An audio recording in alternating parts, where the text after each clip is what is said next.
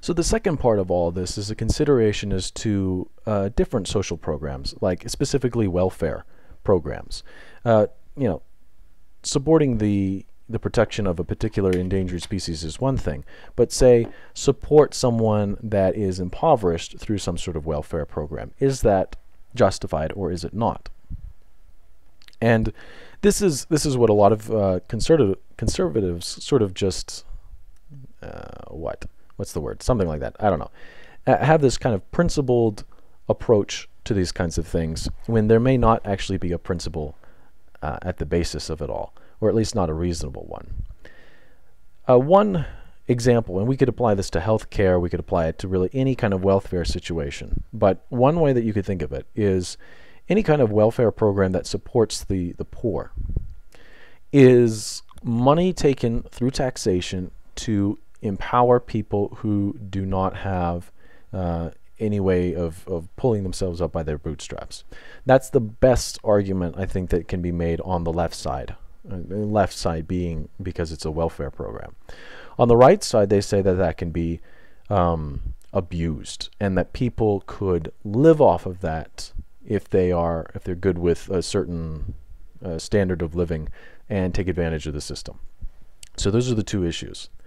In the end, I think what needs to be done is to clean our understanding of what actually is being done in the case of a social program that is supporting impoverished people.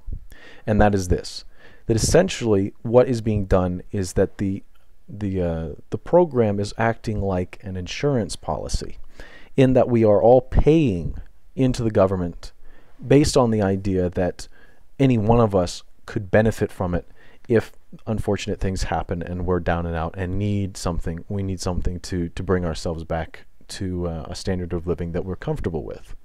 You know, say that we invest too much in the stock market, it goes broke, whatever else. We then have this welfare program to support us to get ourselves back on our feet. The problem, though, with that is that, and just like any social program that we might all potentially benefit from, what wouldn't be right is to create a government program that supports only one particular group of people, say only black people or only white people or only any kind of people. That if it's being funded by the people, then it needs to be really a program for the people, not a subgroup thereof. And even then, it would be, because it's an insurance policy, essentially, it ought to be, it shouldn't be compulsory. That it ought to be optional as to whether or not you pay into the system. If you don't pay into the system, then you don't qualify for its benefits should, misfortune befall you. But at the same time, to mandate people to pay into what is essentially an insurance policy for one's own poverty isn't justified in the end. At least I can't see any way in which you could justify that without just saying, well, we feel like it should be done that way.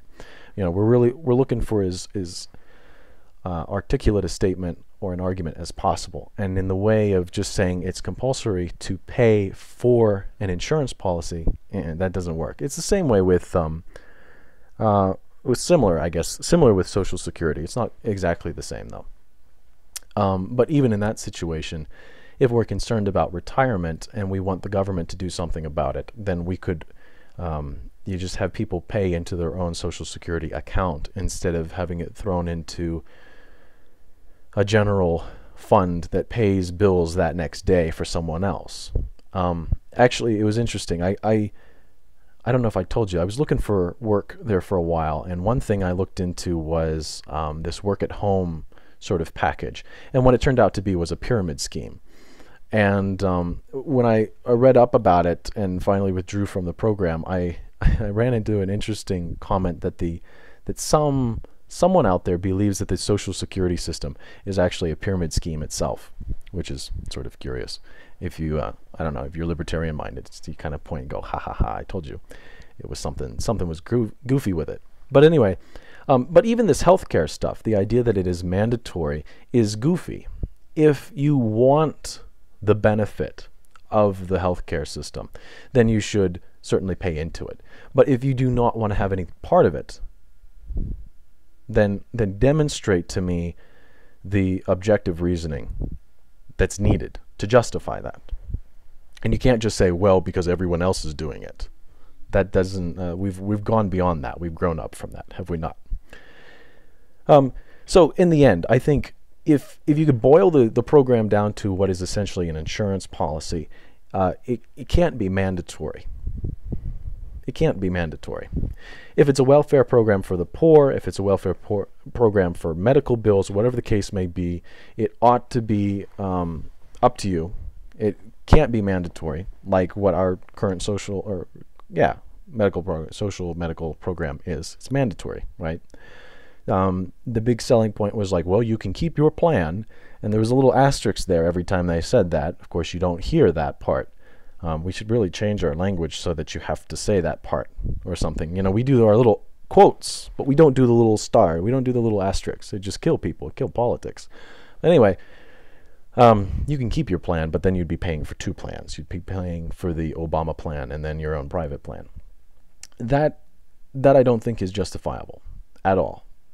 At all, because it's just an insurance policy. And so too would any welfare for the poor. And in that case, it would come down to you, me, anyone else who wants it.